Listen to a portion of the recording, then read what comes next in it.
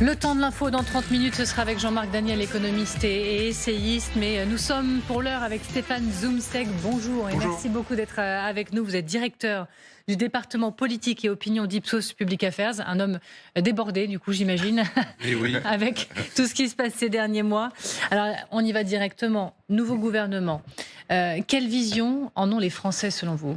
Le premier accueil, en tout cas, il y a eu peu de mesures d'opinion, mais il y en a eu, qui a été fait à François Bayrou, est assez négatif, dans le sens où on le voit bien, il y a des enquêtes qui ont été réalisées immédiatement après sa nomination, et on voyait bien qu'il y avait 2 tiers des Français, c'est beaucoup, qui manifestaient leur mécontentement. Mais au-delà de cette mesure, de ce niveau, ce qui est toujours intéressant, c'est de voir quels étaient les niveaux pour ses prédécesseurs. On voit bien que les résultats, la perception était moins négative pour Michel Barnier, comme elle l'était moins pour Elisabeth Borne ou Gabriel Attal. Et ça, c'était, dès le début, c'était un véritable problème pour lui, parce que il y a eu un certain soulagement quand Michel Barnier a été nommé. Enfin, on avait trouvé quelque chose. Enfin, on avait trouvé quelqu'un, plutôt. Et que le feuilleton, tout au long de l'été, avait trouvé une conclusion, une issue qui s'annonçait plutôt positive. Bon, ça n'a pas été le cas, mais pour le premier de ses premiers ministres de cette séquence a bénéficié d'une bienveillance des Français. François Bayrou, ça a été tout l'inverse.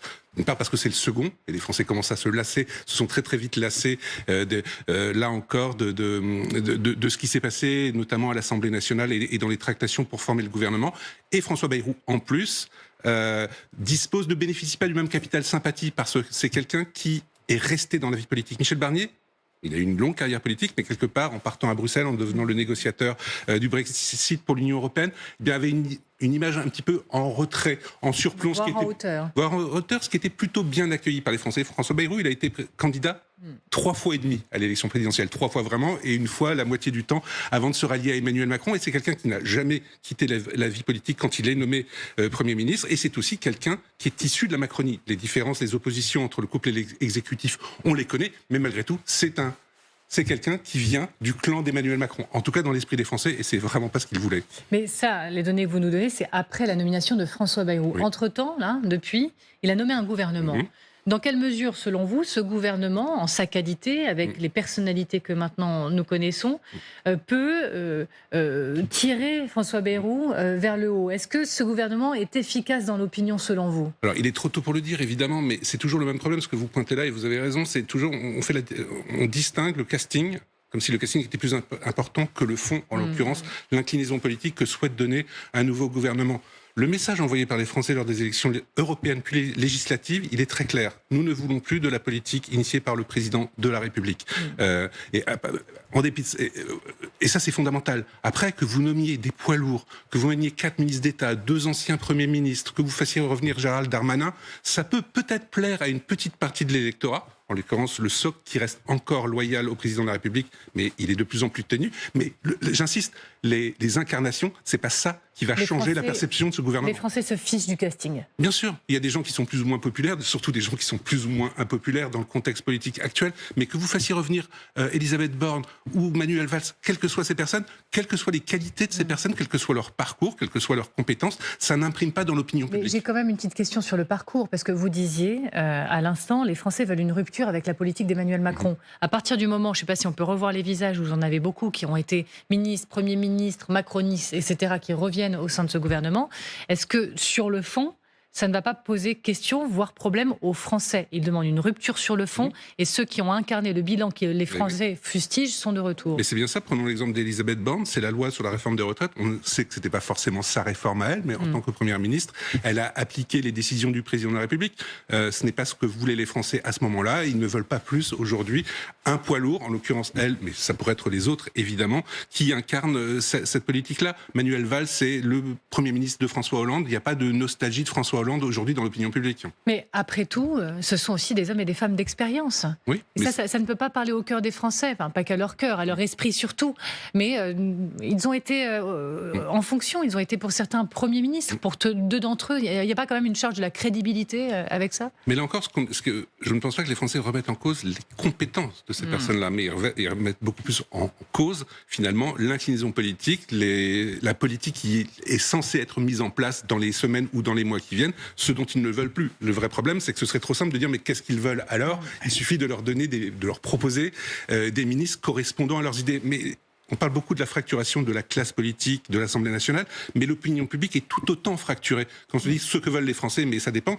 de quel type de Français? Les Français de gauche ne veulent pas la même chose que les Français qui votent pour le Rassemblement national ou que des Français qui restent fidèles pour l'instant à ce bloc central. C'est bien ça le problème. L'équation, elle est impossible arithmétiquement, ça on a de cesse de le dire depuis des mois, évidemment, mais elle est aussi très compliquée dans l'opinion publique parce qu'il n'y a pas plus de majorité qui se dégage dans l'opinion publique sur des projets qu'à l'Assemblée nationale. Oui, Xavier. Alors justement, c'est la question que je voulais vous poser. Si les Français ne sont pas franchement emballés par François Bayrou, est-ce que dans les études d'opinion, on voit d'autres noms se dégager? Est-ce qu'il y a d'autres personnes qu'ils auraient aimé avoir comme Premier ministre? Mais non. Alors je vois pas non, mais après je vais rentrer un peu plus dans le détail. C'est un choix par défaut. J'insiste, Michel Barnier, il avait l'avantage d'être le premier, avec l'image d'homme d'État, d'homme au service de l'État. Même si on peut en douter, je pense qu'il avait sa propre ambition personnelle et éventuellement son propre avenir, mais quand même quelqu'un se sacrifiant, offrant son corps à la classe, à l'électorat et à la vie politique.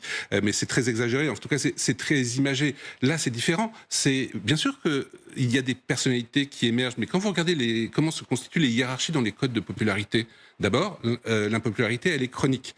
Même si vous êtes en haut d'un classement, il y a peut-être 30, 35%, 40% parfois des Français qui ont une bonne image de vous, et 60, 65, 70% qui ont une mauvaise image de vous, en haut de classement. Et ensuite, la hiérarchie, elle est trompeuse. Les résultats d'ensemble sont trompeurs. Oui, les gens du Rassemblement national aiment beaucoup Marine Le Pen et aiment beaucoup Jordan Bardella. Oui, les gens de gauche aiment plutôt bien Jean-Luc Mélenchon, ou parfois les autres personnalités de gauche qui se distinguent. Et dans le bloc central, on a plutôt une bonne image, évidemment, d'Édouard Philippe ou de Gabriel Attal. Mais là encore, ce qui est important, c'est de voir l'image que vous véhiculez auprès des électorats qui vous sont opposés. Et ça, la plupart du temps, elle est extrêmement mauvaise. Même si vous êtes très clair sur la question du rapport des Français au casting, je vais quand même revenir sur des expressions fortes de ces dernières heures, notamment des oppositions vis-à-vis de ce gouvernement. Un gouvernement jugé illégitime, nous disait d'ailleurs encore Éric Coquerel sur ce plateau il y a 2 ou 3 jours, parce que beaucoup de perdants.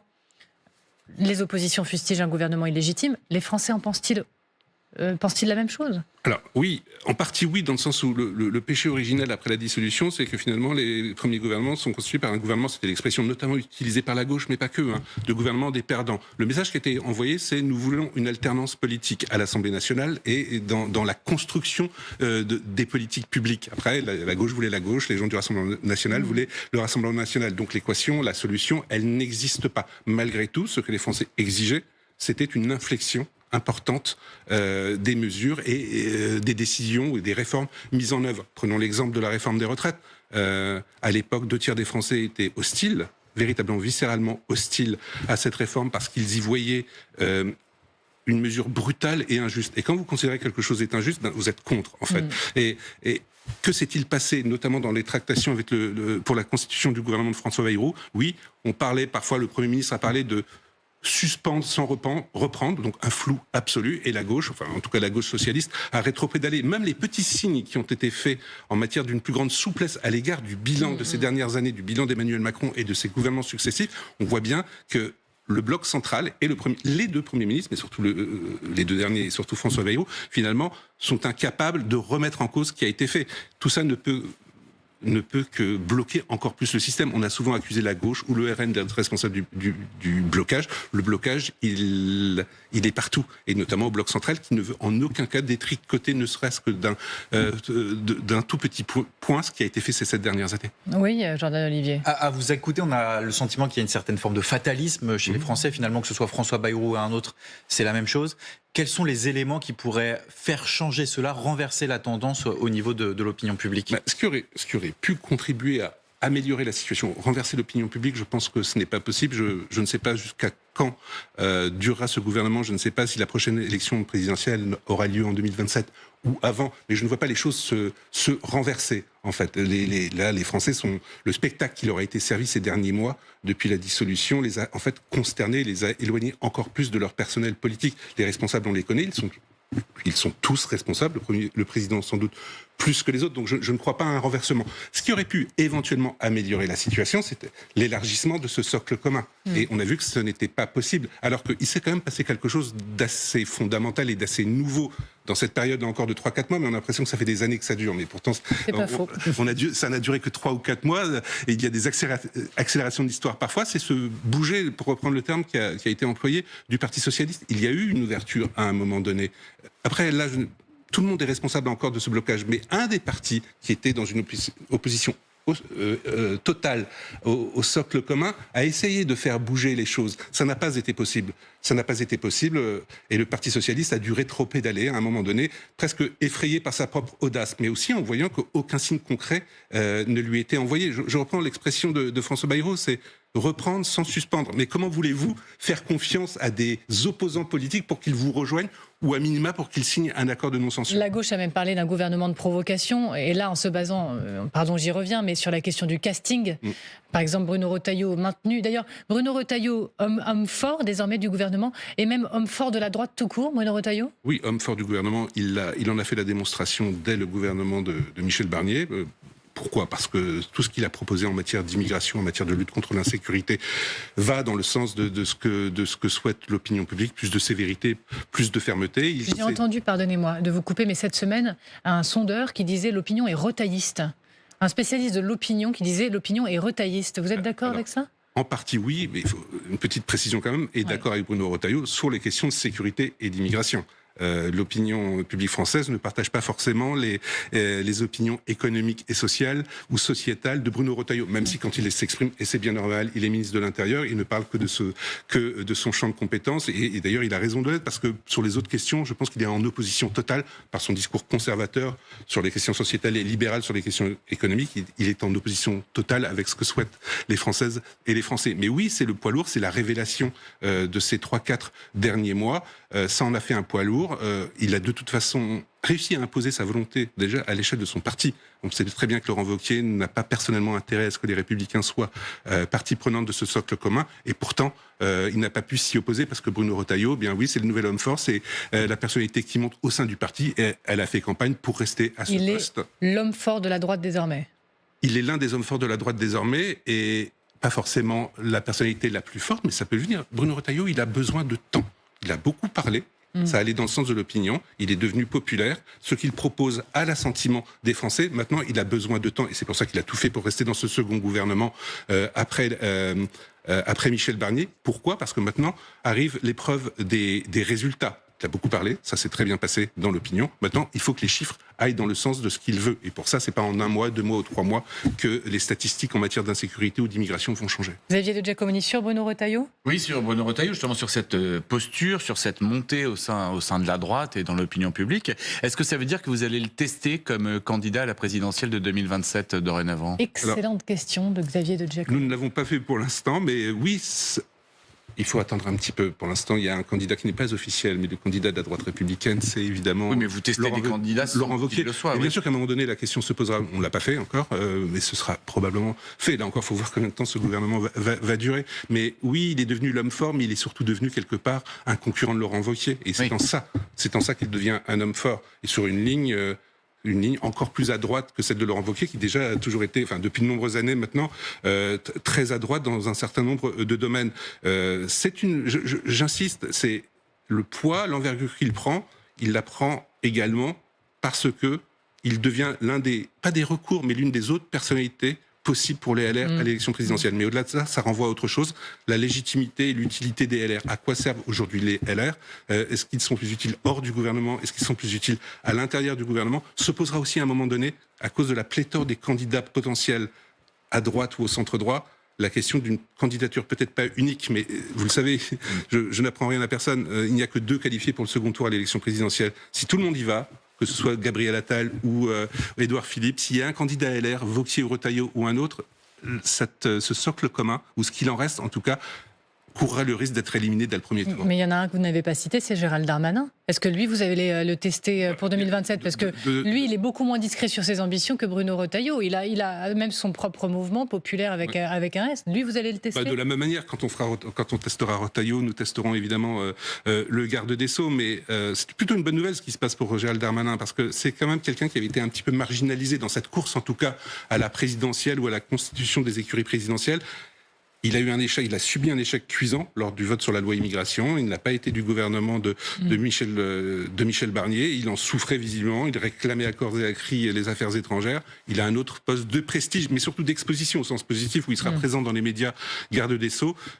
oui, il revient, il est remis en selle, mais c'est pas parce que vous obtenez un ministère important en étant ministre d'État que d'un coup vous écrasez la concurrence dans votre propre camp. Il y a des gens qui attendent, qui se préparent depuis plus longtemps que lui, qui constituent des réseaux, notamment d'élus locaux. Édouard Philippe, sans doute Gabriel Attal à un moment donné, qui sont un peu plus en avance que lui. Parce que lui, j'insiste, il a subi un vrai échec lors de la loi immigration. Et là, il a un ministère où on ne peut pas franchement donner son opinion tous les matins. Un garde des Sceaux, c'est quand même différent. On va remettre quand même cette une de Libération, promis, c'est la dernière fois, d'hier, de flics à Miami sur ce duo, et vous me direz si vous pensez plutôt duel, entre Bruno Retailleau et Gérald Darmanin.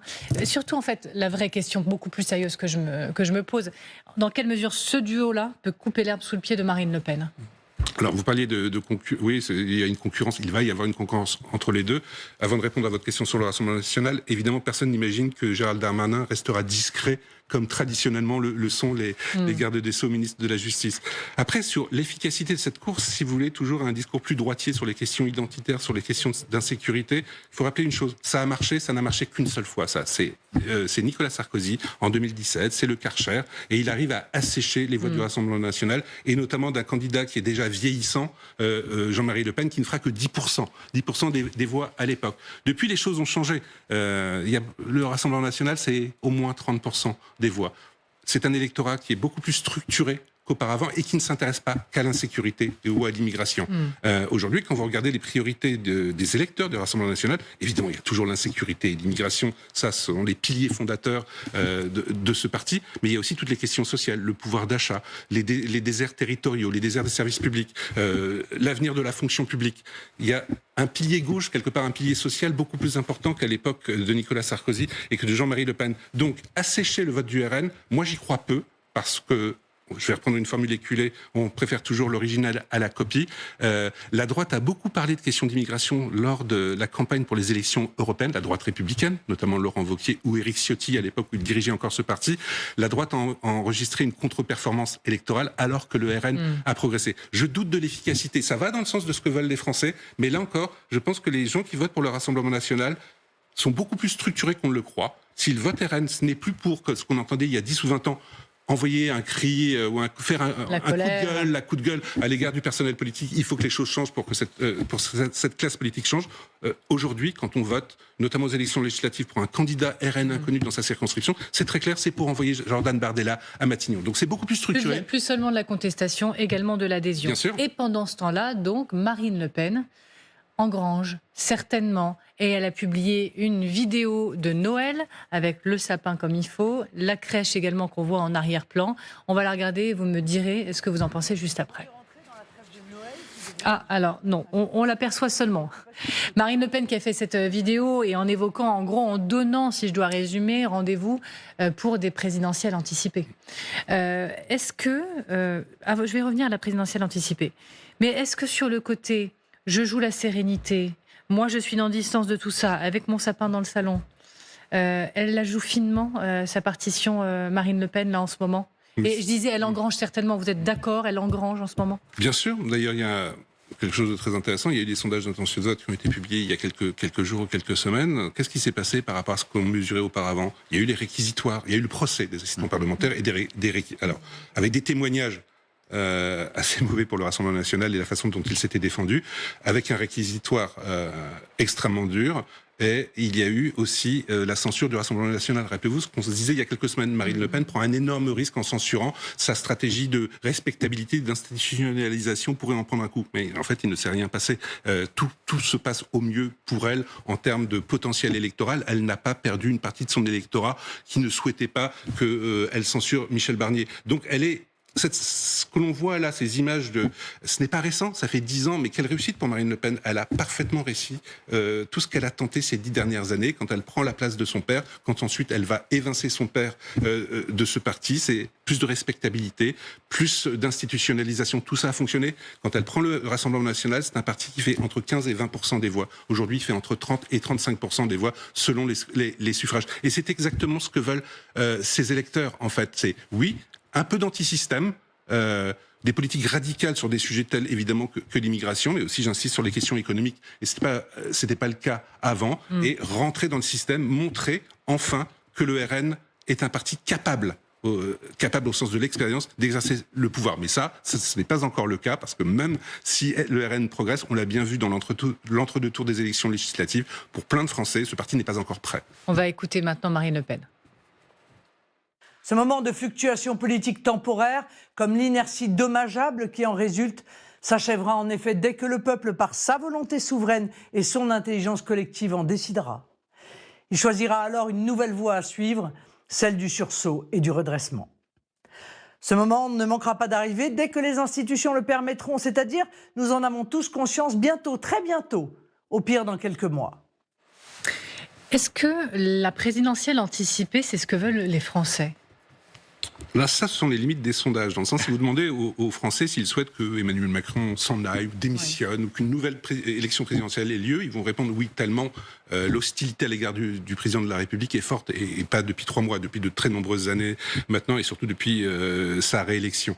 En revanche, est-ce que c'est un sujet pour eux, ce que j'entends par là? Est-ce qu'ils se disent que la situation ne pourrait être débloquée, la situation institutionnelle et politique, que si Emmanuel Macron démissionnait? Ça, je pense que les choses ne sont pas encore mûres. Mais malgré tout, la petite musique qui est entretenue par la France insoumise depuis maintenant de nombreux mois et par Marine Le Pen plus récemment, ça va faire très très mal à l'image d'Emmanuel Macron et à l'éventuelle idée qu'il est nécessaire qu'il s'en aille pour purger la situation et pour qu'enfin les choses redeviennent normales dans la Ve République. Il est inimaginable que Emmanuel Macron reprenne un tout petit peu des couleurs, reprenne un tout petit peu la main d'ici à 2027. Un tout petit peu, peut-être. Un tout petit peu, mais ce ne sera jamais plus qu'un tout petit peu. Il est tombé trop bas et ça a été dit et redit, mais je vais quand même le redire, ce péché originel de la dissolution est quelque chose qui ne passe pas et qui ne passera jamais en fait dans l'opinion. La situation politique est bloquée. Pourquoi, quand on interroge les Français, c'est parce qu'il y a eu une dissolution. Et pourquoi y a-t-il eu une dissolution? Parce qu'un président a fait un caprice, pardon de parler comme ça, mais c'est en tout cas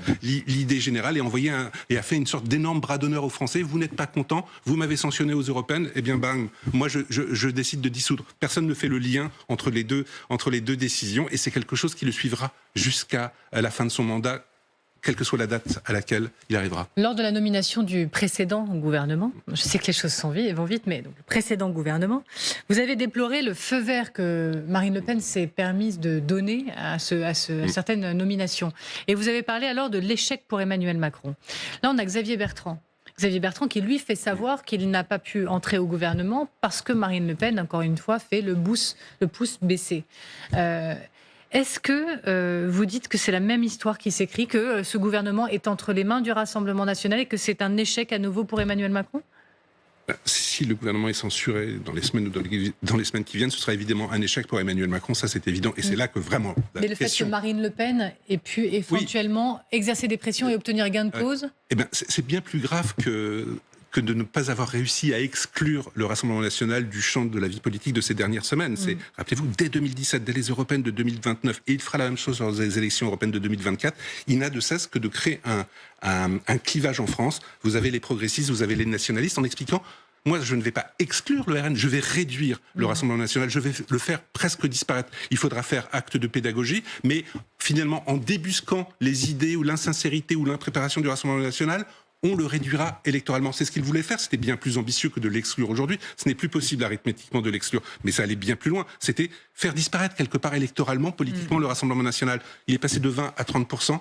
Et toute une série de l'électorat, de Français, des segments de la population, je pense aux retraités notamment, des gens qui étaient viscéralement hostiles au Rassemblement national et qui, au contraire, formaient le socle électoral d'Emmanuel Macron, ont basculé vers le Rassemblement national. L'échec, il vient de là, en fait.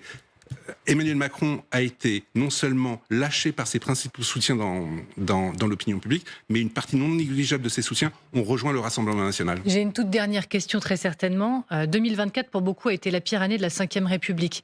Est-ce qu'on ne peut pas avoir un peu d'espoir pour 2025 ? Est-ce que vous en trouvez, vous, de l'espoir pour 2025 ? Je vous demande de trouver de l'espoir pour 2025. Alors, en tout cas, en ce qui concerne la vie politique, je pense que c'est le but de votre question. Quand même, tout ce qu'on a vu. Ok, on peut parler de Macron, on peut parler de Mélenchon, on peut parler de Marine Le Pen, on peut parler de qui vous voulez. Mais tout ça souligne avant tout l'immaturité, je trouve, de la classe politique française aujourd'hui. Mais j'ai parlé d'espoir.